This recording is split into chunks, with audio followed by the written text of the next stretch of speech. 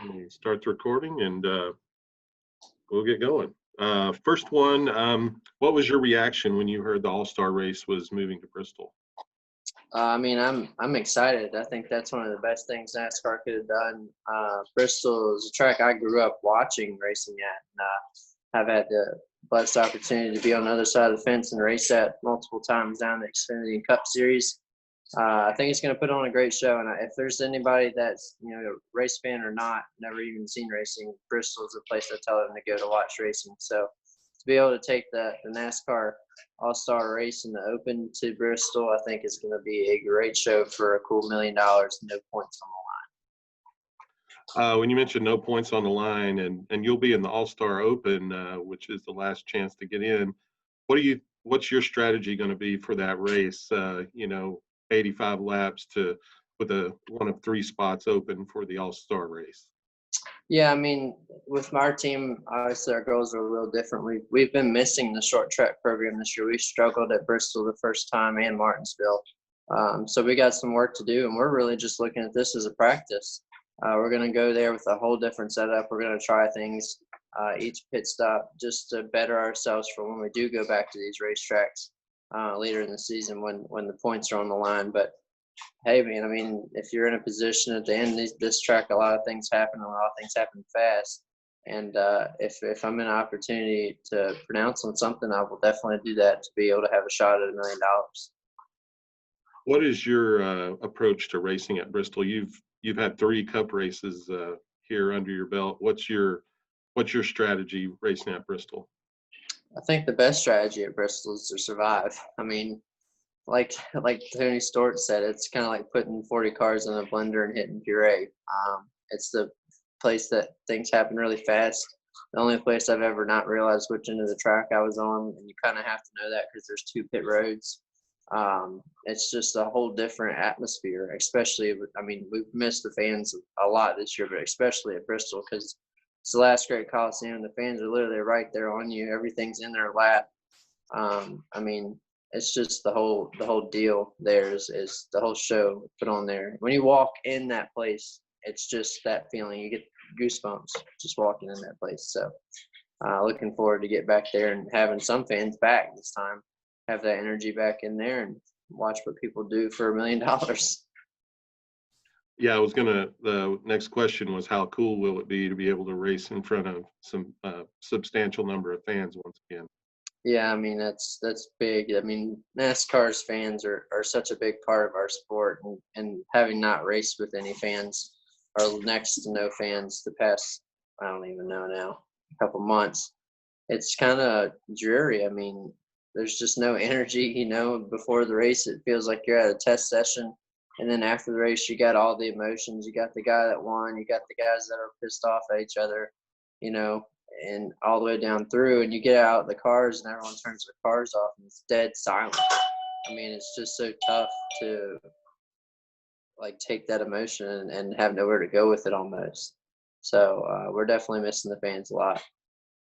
What do you think will be the biggest challenge for this All-Star Open? Is it the change of venue, moving it to Bristol from Charlotte, or will it be the fact that it's in the middle of the week with a quick turnaround? I think it's definitely tough on a smaller team like us to have these races midweek.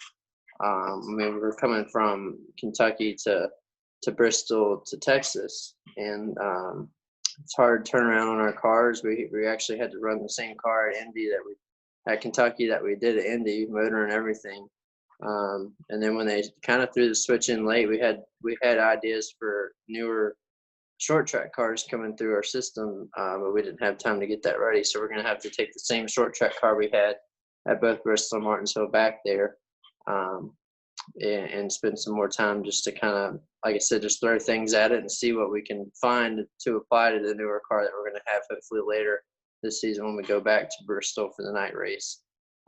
So there's a lot of challenges, especially for a smaller team like ours, just on the equipment side to turn things around. And it's all the way through the garage, even the big teams. People are working their butts off right now and racing their butts off right now with this crazy 2020 season we've had. You're a rookie this season with quite a intense rookie battle. When you see a rookie like Cole Custer win on Sunday at Kentucky, does that give you a boost in confidence? Yeah, I mean, it's always good to see a rookie like that win. You know, Cole was struggling up to that point. He actually started the race directly behind me. They've had kind of a rough season, and that just goes to show you how tough this really is, especially for true rookies like us. He's in the top of the line equipment and the top of the line team and having a tough time. So it's good to see someone like that, you know, be able to knock one off and get that win. But for us, we obviously have our realistic different goals than some of those other teams do, and that's been kind of an adjustment for me. I mean, as a competitor, I've always sometimes might not have had a realistic goal as I should going into these races the first time with this team, or even the first time with the team, and the first time for myself as a driver. So this year's all about experience. It's all about laps, getting to know each other. It's a 2-year deal, so we're looking towards 2021 and being able to maximize every opportunity we have. What's been the toughest adjustment for you as a rookie in the Cup Series? This season, no practice. I mean, that was really big. I used to think that I didn't really need practice in the late model stuff. I usually did better when we didn't have practice, but we had practice the beginning of my rookie year this year on the West Coast, and we really needed it. And it took all practice to shake our cars down. And then we come back from the COVID break, and we have no practice. So it's been a really big adjustment for myself and my team. And it's been tough on us to figure out what we need to unload with every week to start off to where we can be competitive off the truck. And we're getting there race by race.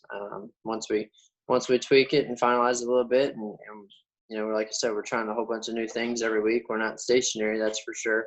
Hopefully, we can continue to knock off some good finishes towards the end of the year. Last question. Some have said you're kind of a short track specialist. Do you enjoy the challenge that Bristol Motor Speedway presents? Oh yeah, I mean it'll eat you alive mentally. I mean, you're either on or you're off there, and if you're off, it's a long day. But Bristol is what I call a man's track. It's one of those places as a driver that the harder you drive the race car, the faster it'll go. And that's not the case for a lot of tracks. You have to kind of go up here and there at places. But Bristol, man, if you want to drive it in there, you go ahead and take it on in there. If you want to hit the gas and drive it off the corner, you can do it. So it's definitely a man's track, and one of my favorite short tracks, definitely for sure. And like I said, it's one of those places growing up. I'm just very humbled to even have been able to race on it and continue to race on it and now be a part of a cool event. That's a first for NASCAR. So looking forward to Wednesday night and getting back to Texas on Sunday. All right. Well, we appreciate your time, Quinn, and good luck to you tomorrow night here at Bristol, and we will catch you next time. Thanks a lot. All right. Thank you, guys.